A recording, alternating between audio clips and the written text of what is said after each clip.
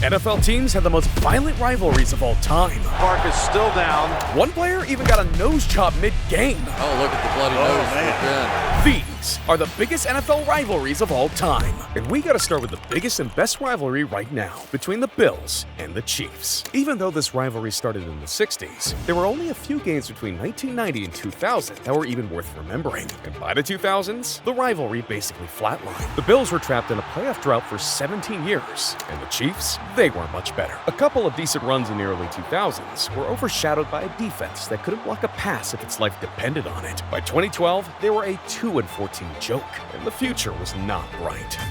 Enter Andy Reid. Can we all just admit Andy Reid's the greatest play designer of all time? That's not disputable. That is coaching at its greatest. This man single-handedly saved the Chiefs. In 1 year, they went from being the lowest scoring team in the NFL to an 11-5 playoff team. They had started to find their footing. The only thing they needed was an elite QB. But while the Chiefs were rebuilding, the Bills were still dead, and only a miracle would save them. Then, in a span of 1 year, both teams got exactly what they needed. Patrick Mahomes shot onto the scene to take the Chiefs to the next level. And Josh Allen, basically Buffalo's Jesus Christ, resurrected the Bills. And just like that, the AFC's most irrelevant matchup became the best rivalry in football. Kansas City at Buffalo.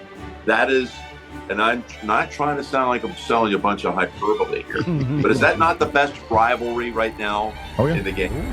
He's not exaggerating. Every time they meet, the games are chaos. And they're always epic, right? There's no real blowouts here. They're always something epic. It always comes down to the end. There's always a play to talk about. And in 2020, the first taste of that fire came when the Bills played the Chiefs in Week 6. They weren't quite prepared for him, so they lost. But it felt like the start of something. Then the playoffs hit. Allen finally gets a shot in the AFC Championship, and in the first quarter, takes a 9-0 lead. There's hope. Until Mahomes starts cooking. It takes the Bills 38-24. Allen goes to the locker room. The Chiefs to the Super Bowl. But 2020 was just the warm-up for what was to come. In 2021, the Bills are on fire again. They lose their first matchup against Mahomes. They were banking on a postseason revenge anyway. In the divisional round, these guys played one of the greatest games in football history. For the first 3 quarters, they were either tied or separated by a max of 5 points. Then, fourth quarter, Chiefs up 26-21. Josh Allen sprints the team downfield and hits Gabriel Davis for a touchdown and a 2-point conversion. 29-26 Bills. A minute 54 on the clock. Mahomes answers instantly and hits Tyreek Hill. He runs 64 yards, touchdown. Then, with 1 minute left, Allen answers Mahomes. Finds Davis again and hits his 4th touchdown of the night. And with only 13 seconds left, everyone thought the game was sealed. But then, Mahomes does the impossible. They're going to have a chance. And they call timeout quickly. They actually have a chance to get Bucker in field goal range here. Down the middle. Oh my goodness! It's going to be a 48-yard attempt. Only 48 yards. That's what it'll be. So hundreds of thousands around the planet. The kick is good. It's going to overtime. The Chiefs actually pull it off. They win in overtime, go to the championship, play the game of the year, and the Bills lose again. Pure heartbreak. The Chiefs may have played the game of the year in 21, but by 2022, Josh Allen was trying to make the play of the year to finally beat the Chiefs. And the craziest part? He actually did it to him. Fakes left, now taken off. Gonna run for it, he got it! And there he goes! Inside the 10, the 5! Oh, the play of the year in the NFL! Game of the year and play of the year back-to-back is unheard of. But what's also unheard of is the Bills beating the Chiefs in the playoffs. See, in 2023, the Chiefs beat the Bills in the divisional playoffs. In 2024, the Bills beat them, but only in the regular season. And in 2025, they lose to the Chiefs in the playoffs for the 4th time in a row. Josh Allen is going to be playing football like he's out for blood by 2026. But while he's attempting the comeback of his life, Falcons and Saints fans will be battling it out down south just for bragging rights. Because the Falcons versus Saints might be the pettiest rivalry in the NFL. But it's also one of the weirdest ones in the NFL. Neither team is a dynasty. Neither one has more than 1 ring. And outside the South, most people don't even think about them. Hell, they hate each other so much, they've pretty much forgotten about the other teams in their division. Because inside Atlanta and New Orleans, it's war. But it's not just about football, it's about culture. Atlanta sees itself as the new and improved South. It's flashy, appearance-based, corporate, and the rap capital of the world. New Orleans, on the other hand, the exact polar opposite. Messy, soulful, and drunk off of everything. Atlanta throws money at skyscrapers and strip clubs, while New Orleans throws beads at drunk tourists from balconies built 300 years ago. So for them, winning in football is less about standings and more about city pride. And you really can't get a rivalry more pure than that. Plus, it's reflected in the games. Because they don't just go for wins, they go for humiliation. Back in 1973, Atlanta got a 62-7 victory over the Saints, their biggest loss in franchise history. Then in 78 and 79, the Falcons did it to them again and again, one with just 5 seconds on the clock, and the other with an overtime win. As you might imagine, the Saints had enough by that point, and responded by annihilating the Falcons 37-6 in the next meeting. It took another 11 years for anything major to happen, but in 1991, the most important game in the rivalry came when Atlanta beat the Saints in the playoffs, the only time either team was even good enough to get to the playoffs. Since then, the rivalry has mainly come down to the fans' severe and unreal hate for each other. After the Saints won their first game after Hurricane Katrina, they legit built a statue of Steve Gleason, a player who blocked the Falcons' punt. But that's just the tip of the iceberg when it comes to their pettiness. When the Falcons blew their 28-3 lead in the Super Bowl, Saints fans bought billboards all over Atlanta with screenshots of 28-3 covering them. The Falcons' best clapback? A fan literally stomping on a Saints fan's head in 2024. Not clever, not classy, just Atlanta. But as messed up as that is, that's the beauty of this rivalry. No one cares about trophies, just pride, pettiness, and two cities that will do anything to get back at each other. But the Falcons-Saints rivalry was just a warm-up. Now, we gotta talk about a real rivalry between two teams in black, both built on violence, and both looking like villains straight out of a comic book. On one hand, you had Al Davis's Renegade Raiders, famous for playing on the fringe of what was legal and beyond the fringe. But on the other hand, the Steelers. And with the Steelers came their steel curtain, a defense that consistently made quarterbacks' lives hell. And when you pair a city known for crime and blue-collar guys with a city known for more crime and even more blue-collar guys, you get the rivalry of the decade. I think Raiders-Steelers represents everything that was great about the 1970s and the way the NFL used to play. For most rivalries on this list, they begin with a new team or a new coach or a series of dirty plays. But for the Raiders-Steelers, you can pinpoint it down to the play. Snatches it inches above the ground before running it in for the win. Steelers fans called it the Immaculate Reception. Raiders, the Immaculate Deception. To this day, people still argue whether or not that ball hit the ground. The Immaculate Reception is in Pittsburgh. You learn that right after you go to school. Immaculate Deception. What, are they still crying about he didn't catch it? He caught that ball. And I go to my grave saying the ball hit the ground. Not gonna lie, if you think it hit the ground, that's an unbelievably high amount of coping. But that was the play that started everything. Because after that, these two teams couldn't stop running into each other. And every time, someone left bloodied. From 1974 to 76, the Raiders and Steelers met 3 straight times in the AFC Championship. And in those games, football was a loose term. If you didn't lead with stitches, you didn't really play. These playoff battles were so brutal that Steelers coach Chuck Noll accused the Raiders of having a criminal element on defense. And honestly, he wasn't wrong. But the Steelers weren't exactly innocent either. The Steelers had Mel Blount, a quarterback in a linebacker's body, and the Raiders had George Atkinson and Jack Tatum. All 3 of these guys didn't just try to tackle players, they tried to erase them. And players did get erased. Tatum was literally named the assassin for hits that bordered on assault. George Atkinson knocked out Steelers wide receiver Lynn Swann, and Mel Blount literally looked like he was trying to kill Cliff Branch on one play. It's actually insane that he didn't kill him on that play. But in a way, that's what made this rivalry legendary. Because it wasn't just playoff stakes. It was playoff stakes mixed with open, unchecked violence. The Raiders lost twice in the AFC Championship before finally breaking through in 1976 and winning the Super Bowl. But the literal scars they left on each other lasted way longer than the trophies. Even today, decades later, you can still feel the hate. Because when fans of either team talk, it's never about the playoffs themselves. It's about unfinished business. But even though this next rivalry is unfinished business, there's still more than enough to talk about. I think this was the best rivalry in football. I believe it was good for the NFL to have the tremendous rivalry between Dallas and the Washington Redskins, and that's still going on. On one side, you've got the Cowboys, America's team, known for style, flair, and long football dynasties. On the other, Washington, the Redskins, the capital of America, and one of the grittiest, most stubborn teams ever during the height of this rivalry. See, when Dallas joined the NFL in 1960, Washington's owner, George Preston Marshall, hated it. Why? Well, until then, the Redskins didn't just own some of the NFL, they owned the entire South. Their games were live on TV across the region. And suddenly, a brand new Texas team was stealing their market. But worse, Dallas was actually good. They won 2 of their first 4 meetings and tied the other 2. And while the team was stealing games and airtime from the Redskins, Dallas fans were pouring gasoline on the fire. First, they tried releasing chickens into the stadium, but were caught by a game official. But it wasn't some random ref. It was actually the Redskins general manager, Marshall himself. And when that was released, the fans doubled down.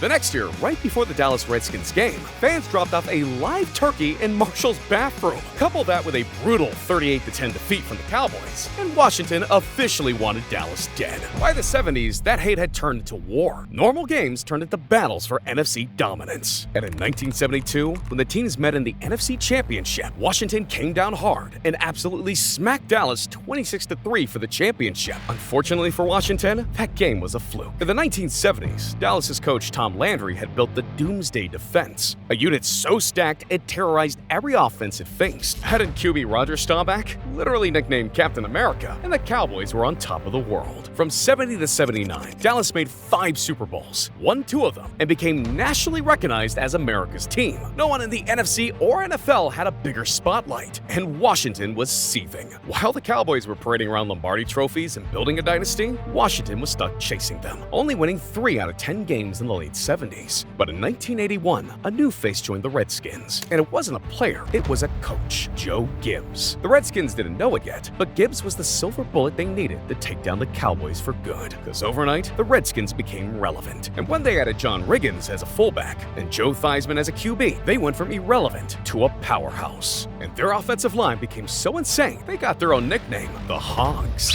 Yeah, I'd leave the nicknames to the Cowboys, because the Doomsday Defense goes way too hard. However, the Cowboys were about to have their own doomsday, because in 1982, everything Gibbs set up finally clicked. Washington beat Dallas in the NFC Championship and then won their first Super Bowl. And they didn't slow down. Throughout the next decade, the Redskins won 3 more Super Bowls under Gibbs. So whether or not Dallas was still America's team, the Redskins were definitely the team of the 80s. 2 football dynasties back to back, both trying to one-up each other. It's just something you don't see anymore. But you definitely don't see it with these guys, because in the 90s, the rivalry got pretty lopsided. After Gibbs retired, Washington lost their way and went back to being a doormat for the Cowboys. Sure, they got their iconic Monday Night Miracle in 2005 and another division clincher in 2012, but the Redskins-Cowboys rivalry was pretty much gone by 2012. And when they changed their name to the Commanders, it straight up died. Luckily, the Commanders weren't the only rivals for the Cowboys. In fact, they were the Cowboys' smallest problem, because when it came to the Eagles, they hated the Cowboys even more than the Commanders did. And it's not hard to see why. When one team's got guys nicknamed Captain America, the other represents blue-collar America, you end up with Marvel versus Marlboro Reds. But they didn't just hate the Cowboys for their style and looks. They hated them because for the entirety of the 70s, the Eagles only won 3 out of 17 games. Dallas wasn't just beating them, they were styling on them in more ways than one. So when the 80s rolled around, Philly finally had their chance at payback. In the NFC Championship, running was the Eagles' first Super Bowl trip in franchise history, with the real trophy humiliating the Cowboys with the entire country watching. For the rest of the 80s, they went back and forth every game, with the entire decade ending in a stalemate. But even with a tie in the series, there was still plenty of hate, especially after their matchup in 1987. Because with a 30-20 lead, Eagles coach Buddy Ryan decided to run up the score by taking a fake knee and launching a pass. The pass was incomplete, but there was a flag. So with 2 seconds left, the Eagles took the ball at the 1 and ran it in for the win. Neither coach even looked at each other after the game. And that bad blood only got worse, because in 1989, there was the Bounty Bowl. Yes, before the Saints were caught placing bounties on players, the Eagles were accused of doing it first. Basically, the Cowboys were in a rebuild mode in 1988. Buddy Ryan was taking the Eagles into the playoffs, so when Dallas came into the Thanksgiving game that year, Philly unleashed hell. Troy Aikman took a cheap shot that started the brawl. Then, right at halftime, Cowboys kicker Luis Endez literally got knocked out cold. I think he got knocked out. He's going to the wrong sideline. He's groggy. He's either going over there because he doesn't know where he is, or he's going over there to argue with someone. Both brutal hits, but nothing suspicious yet. Then, after the game, Dallas coach Jimmy Johnson dropped a bomb out of nowhere. Having bounties on opposing players is not the way it's supposed to be done. We were told last night by a coach, and it's confirmed by 2 different players. There's a $200 bounty on Luis Zendejas, a $500 bounty on Troy Aikman. That takes away from the integrity of the game, and I would have said something to Buddy, but he wouldn't stand on the field long enough.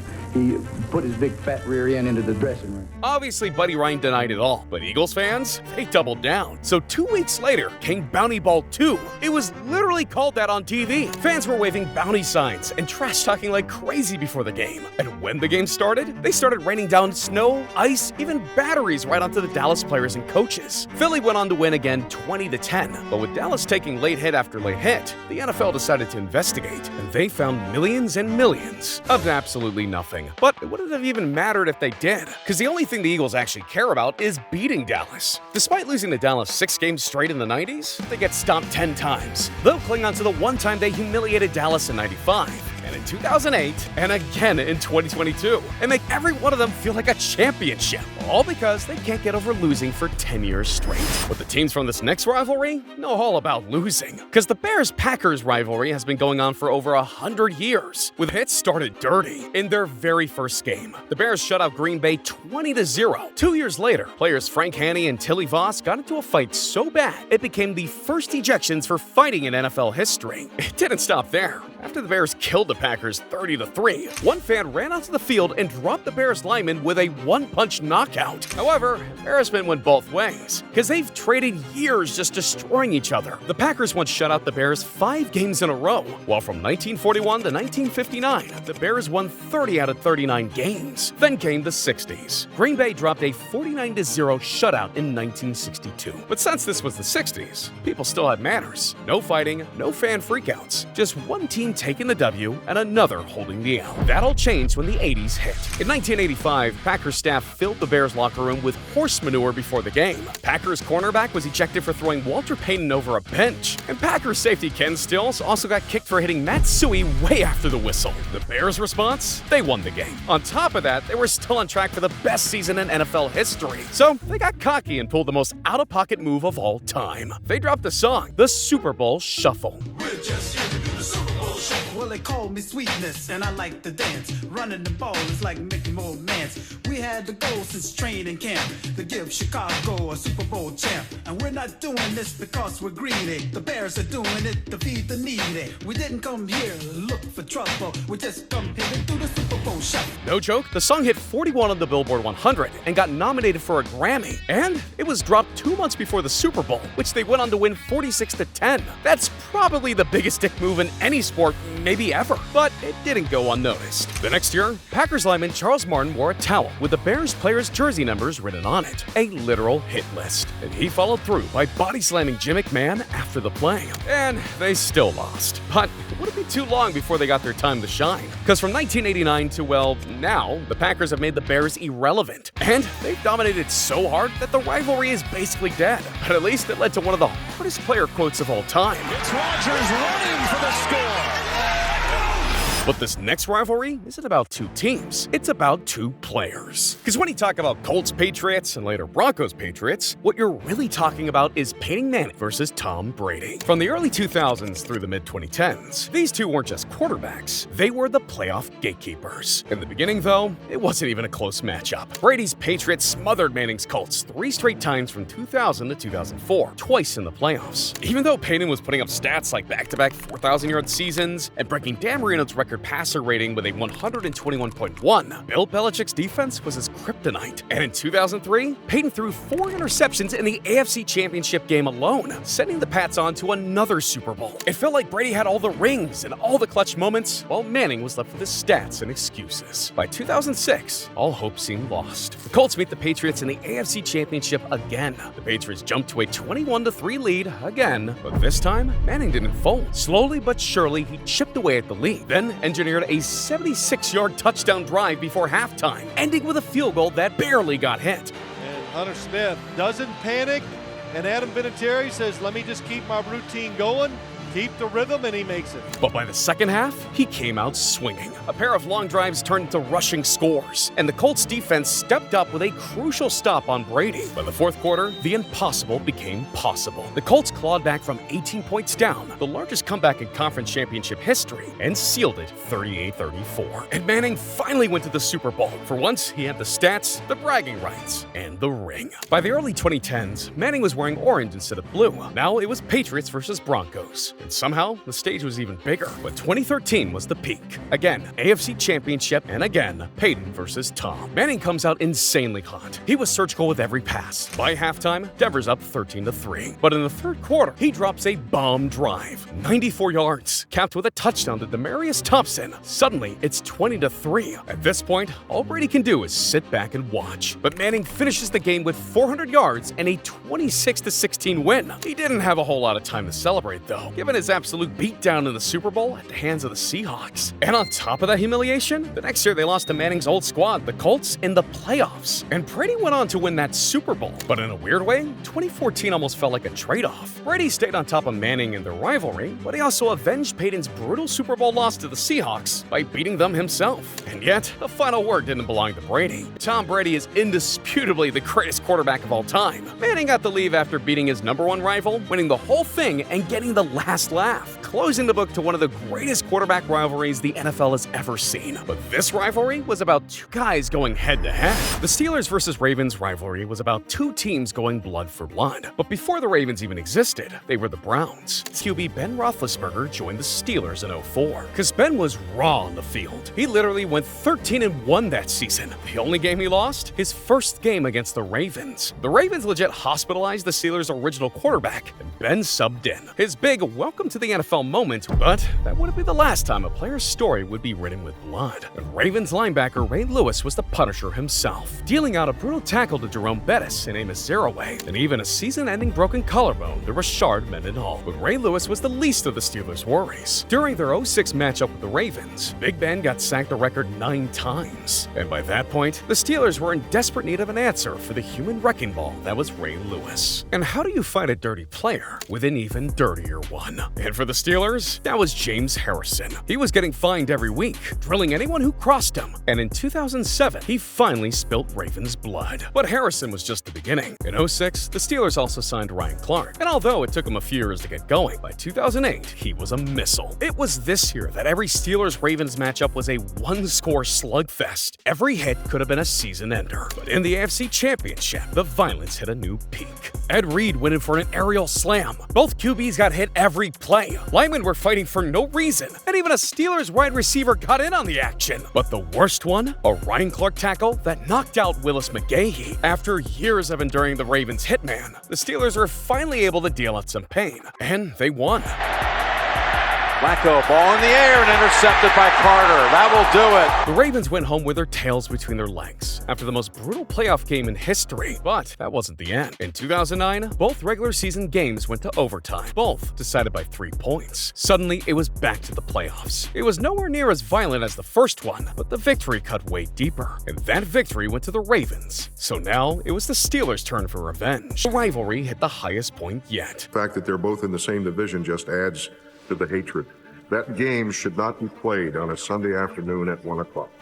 The Steelers-Ravens should be played in a dark alley at midnight. Ravens player Haloti Ngata literally broke Big Ben's nose, and the Steelers wanted even more blood during the playoffs. But by halftime of the divisional round, it looked like all hope was lost. Ravens were up 21-7. Then at long last, James Harrison started drilling Joe Flacco. In 15 minutes, the Steelers stormed all the way back to take it 31-24. After the 2010 humiliation, Baltimore must have gone through the hardest training arc of all time. In 2011, they beat the Steelers 35-7. Then again, 23-20. Not only did they avenge themselves, they swept the Steelers for the first time since their rivalry began. And finally, the Ravens shifted the balance back to Baltimore. In 2012, the two teams split regular season meetings, but Baltimore went on to the playoffs for a run of a lifetime. They knocked off Denver in a double OT, took out the Patriots, and won the Super Bowl with Flacco as MVP. From 2008 to 2012, Steelers-Ravens were the nastiest rivalry in the NFL, but Giants and Eagles have been going at it since 1933.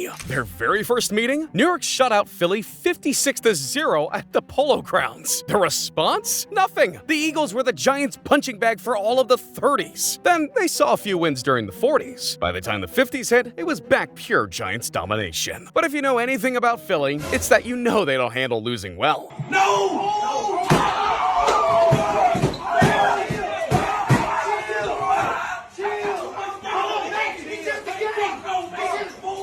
Then got sent to the shadow realm by Eagles linebacker Chuck Bednarik. Chuck Bednarik nearly killing Frank Gifford You wonder in today's world how many people remember the Gifford Benera kid. That single hit knocked Gifford out of ball for a whole year, basically defined his entire career. Right after the hit, though, Benera just stood over him, looking like death itself staring Gifford in the face. And after that Eagles dub, the rivalry only escalated. In 1972, the Giants dropped 62 points on Philly, which is still the most they've ever scored in a single game. But after the Benera hit, Philly knew they could deliver a smackdown. So in 1981, they drafted Lawrence Taylor, undebatably the most terrifying linebacker in NFL history. But for all the terror he showed to other teams, it was nothing compared to the Eagles. Because who was his favorite target? Eagles QB Ron Jaworski, who LT sacked an unreal 13 times. And in their wildcard fight that year, LT bullied the Eagles offense the whole game, forced turnovers, and damn near single-handedly got them to their first playoff win in 18 years. But the Eagles, stubborn as hell, came back strong. Buddy Ryan took over mid-decade, and his 46 defense brought the nest. And by the 90s, both teams were just trading blows. 99 saw the Giants come back from a 17-3 deficit, and then seal the game with a walk-off interception return in overtime from Michael Strahan. But Philly had the ultimate trump card. In 1996, they drafted Brian Dawkins, the heart of their secondary. And by the 2000s, he was leading a defense that made the Giants' life miserable. The Giants got their one playoff run in 2002. That was the last time they even mattered in the rivalry, and even in the NFL. You might hear that they've won 15 games since 2000, and at first glance, that doesn't seem too bad. But then you realize that's 15 out of 53. The Eagles have won the rest. At this point, the only thing keeping this rivalry alive is pure rage and revenge.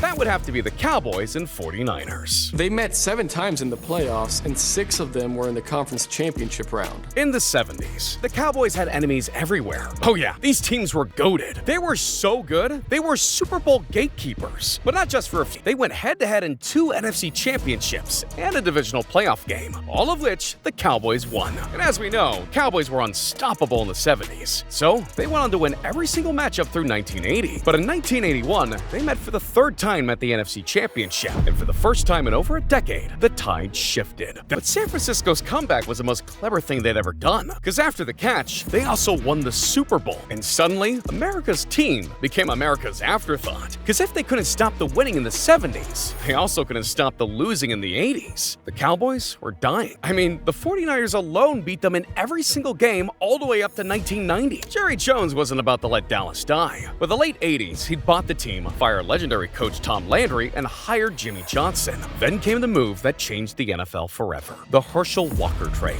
Dallas shipped their monstrous, one-of-a-kind running back to the Vikings in 1989, and in return got a baker's dozen of draft picks and players. It looked insane at the time, but that gamble started the Cowboys' comeback. But if that seemed insane, what Jones did next was straight up diabolical. He poached Charles Haley from the 49ers, a defensive end who wanted out of SF, and who ultimately became the Cowboys' secret weapon. After a straight decade of losses, the Cowboys were back, and in 1992, the power shifted again. Dallas smacked San Francisco in the NFC Championship, and then steamrolled Buffalo in the Super Bowl. Before SF even had time to figure out what hit them, it was 1993, and they were back in the NFC Championship, and back again facing the Cowboys. This time, Cowboys weren't just ready for a win, they were ready to send SF back to the gold rush. I mean, they were so cocky that Jimmy Johnson called a radio show before the game, guaranteed a win over the Niners, and then deliver. Another NFC Championship, another Super Bowl win for the Cowboys. And if that wasn't enough, the 49ers' old teammate Charles Haley became an NFL legend overnight. But this arms race was far from over. After back-to-back nationally televised losses during the biggest peak football had ever seen, the 49ers had hit a breaking point. In 1994, 49ers owner Eddie DeBartolo spent money like he was going out of style, because he rebuilt the defense with a $30 million bag to secure the crown jewel, Deion Primetime Sanders. Friends, the show has just begun. And with that, this wasn't even a rivalry anymore. It was war. In the 94 playoffs, the 49ers finally struck back. Steve Young threw straight bullets. Eric Davis intercepted Troy Aikman, and the Cowboys looked like they were screwed. The Niners were up 21-0. In the third quarter, Dallas answered with a score. Then SF answered with a score as well. Dallas tries to answer again, and the $30 million Sanders knocks it down. After one final useless drive, the Cowboys accept their fate and lose 38-28. 2008. San Francisco then went on to crush the Chargers in the Super Bowl, but for once, it looked like balance. But it wasn't. In 1995, Deion left SF. That wouldn't have been a big deal if he didn't leave for Dallas. That season, the Cowboys reclaimed the NFC, reclaimed the Super Bowl, and finished their dynasty with 3 rings in 4 years. Meanwhile, San Francisco faded. For years after, Cowboys-Niners was a relic, nothing more than a highlight reel from the 80s and 90s. Well, with one infamous exception, because in 2000, Terrell Owens reignited the hate for one last time when he scored a touchdown, sprinted to the middle of the field, and planted himself right on the Dallas' Sacred Star logo. Later in the game, he went to do it again, but this time, the Cowboys were not having it. George Teague absolutely blasted him, but not before T.O. had burned that image into NFL lore forever. And by doing that, he gave the 49ers one last cheap shot at the Cowboys before fading out in the 2000s. But nothing's ever truly dead and gone in football, and in recent years, the 49ers have been making waves again. They even got to take home the dub against the Cowboys in 2021 and in 2022 in the playoffs. And if the Cowboys find another secret weapon, it'll only be a matter of time until this legendary rivalry makes a comeback.